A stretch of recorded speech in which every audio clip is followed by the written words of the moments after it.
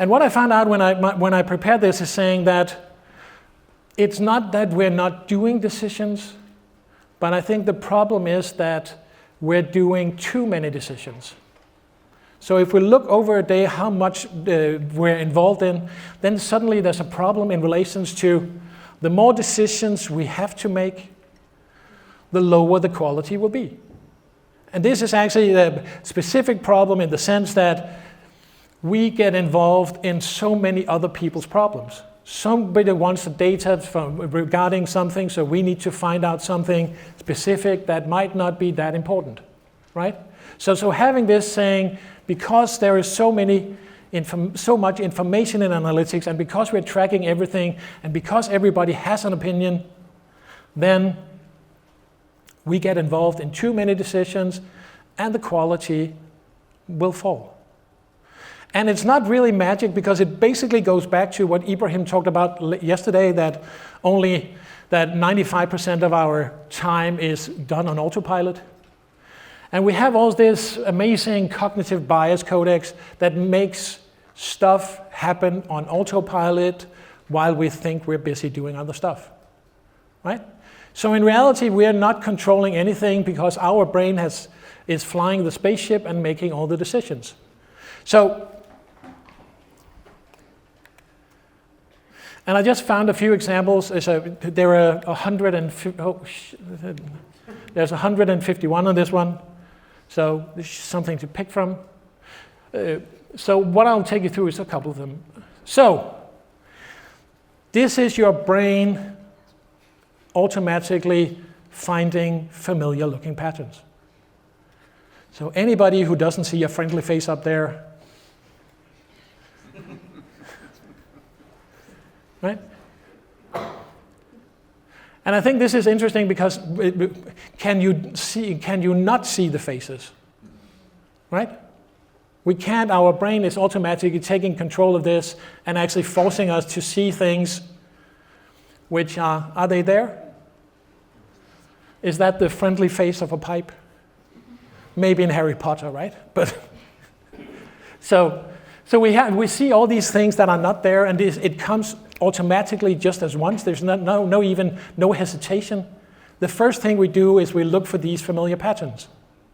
And I think this is a problem when we're sitting in analytics and looking at the data and we get served familiar patterns, right? So we see things are not there. And the challenge is that when we then ramp up, and this is a Deep Dream, it's actually a Google platform that go in and enhances to the ridiculous what an AI image interpreter will find in an image. And my wild guess is that this was not what Leonardo da Vinci intended. Could be that it sees something he had intended that was not there, or that we can't grasp due to our limitations.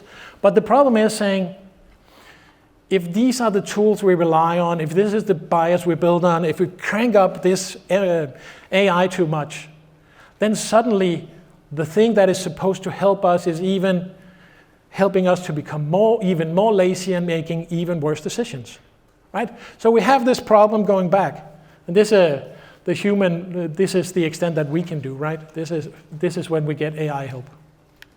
So everybody knows the gambler's fallacy, right? Saying we like to see patterns even when patterns are not there. So anybody wants to venture a guess on what the next one is? Yeah, okay. And the next one. And the next one. Okay. Now, your brains, even though, because I'm doing this as a presentation, but if you had been out in the real world and you had flipped the coin 5 times and come up with this result, then you would have been pretty convinced that either it would go in the same direction or you would be radically convinced that the chain would break, right? So having this, we like to think linearly, that things progress evenly. There's a system to the things. But of course there isn't always, because the gambler's fallacy is that we see patterns in things that are not connected, right? So each of these coin tosses is independent of each other. This is not deep magic in any way, but just a simple way to show that we like to think patterns. We see the pattern coming. Now, where this impacts us also, and this is some of the tools that we use, right? Because we like to use model data to compensate for some of the stuff that we can't see. But I think that the challenge between model data and probabilistic data, having all the data, sometimes can be illustrated like this. So the modeled data of the couch would say the couch looked like this, right? It's just saying, okay, based on the data we have, this is what the couch will most likely look like. Now the actual picture, right? So we completely missed the elephant in the room. Ha. So, and that's fine, and that's a funny joke, but in reality, we do have the same problem somewhere else. Because when we use consent mode, what consent mode does, it adds model data to the data we have in analytics and fills it out the same way, right? So consent mode basically assumes that what is there matches what is not there. Now, from our perspective, and where it hurts, is that we went in and we did an analysis, and we looked, and this is just for one customer, where we looked at people not giving consent on the website. We anonymized the users, and then we measured where they came from and how they performed. There was a massive over and under representation of channels because consent is not even. So a consent reflects on where the customer is in the purchase journey. So it means that the data we see does not represent everybody. That there's actually a massive overrepresentation of existing users and a massive underrepresentation of potential users. So marketing is being hurt by modeling. We will not see the full potential of what the data that is there. But because we have consent mode and because we have these tools that models the data for us, we assume that it's okay. Because Google built a model, why would they hide the traffic? So this is just, I think, a more real-world example in relation to how this hurts us on a practical level, that we assume that the data we have is correct when it's actually not.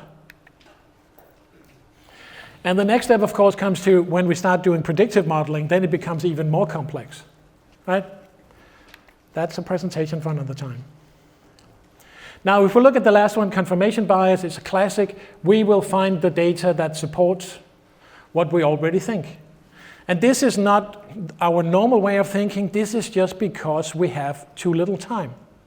So because we are pressed to make decisions, we let the biases control us. So we go into analytics trying to get confirmation of what is already there.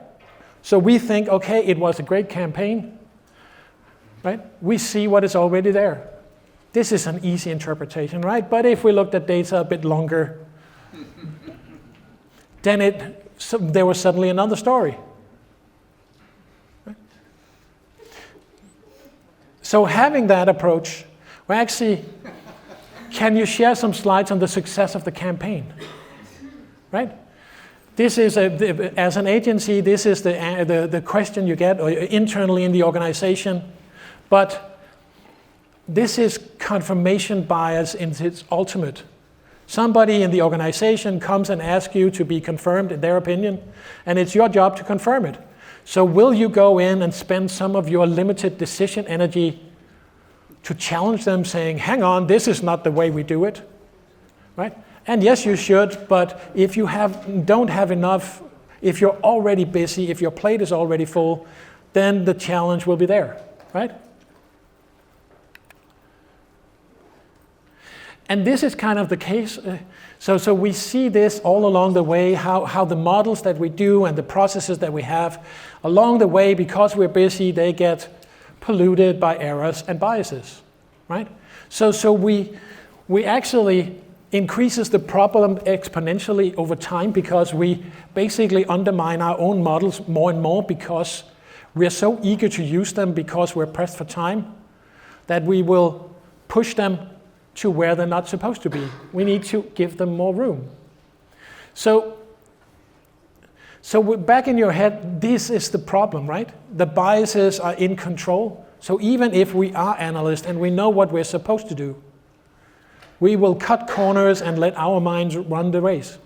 I think even Daniel Kahneman said that even though he's aware of this and got the Nobel Prize for thinking about this, his brain tricks him every day.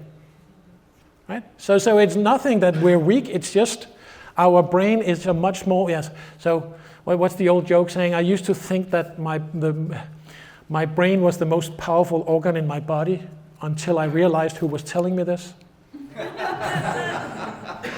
Right? So we have the situation where we actually have to rethink what we're doing. So instead of focusing on the data and pushing from the data side, we need to stop and prioritize the decision. Right? So going in and saying, okay, if my job is to enable decisions in the business, if my job is to help the business grow, then what are the decisions I should be focusing on supporting with the data? I should not be gathering everything. I should not be pushing to get more data. I should be focusing on getting the data I need for the decisions that the business needs, right? And I was at a presentation last week. I stole this from Frederick Werner. So kudos, Frederick. Called it Werner's Assumption of Value. It sounds very theoretical. So the idea here is saying that the more complex the question is, goes down here. We need a data scientist, absolutely down here. And at the other end, we have all the stuff that can be democratized. But if we did a secret survey among analysts, where do we spend the majority of our time answering questions? Is it up here with the amazing data science, complex technical stuff? Or is it down there where we could basically teach people to do it themselves? Right? We're down there. And all our powerful decision power and ability to analyze gets not wasted, but it's not getting invested correctly. We're spending the energy answering the wrong questions. We're helping facilitate decisions that is way below our pay grade. So, the McKinsey aptitude test. Now, I'm not going to ask anybody to tell me what they saw because I'm a liar. There is no McKinsey aptitude test. This is me trying to force you to see things that are not there. So the ones of you who said, I'm like Steen, I couldn't see anything, that's fine. And the people who could see something, that's also fine. Doesn't mean you have a job at McKinsey. But it just means that your brain triggered you to seeing something that was utterly just a random mumble from a screen, right? So, and I did, so it's true that I did, when I showed this the last time, I did have people coming up to me and say, but can't you see the parrot? So they were really invested. They had really focused on this and find images and stuff in here that they can see. So it might be that you're able to see images. It might be that you have an amazing imagination. But this doesn't tell anything. I just made you see things that wasn't there, like we sometimes do in data.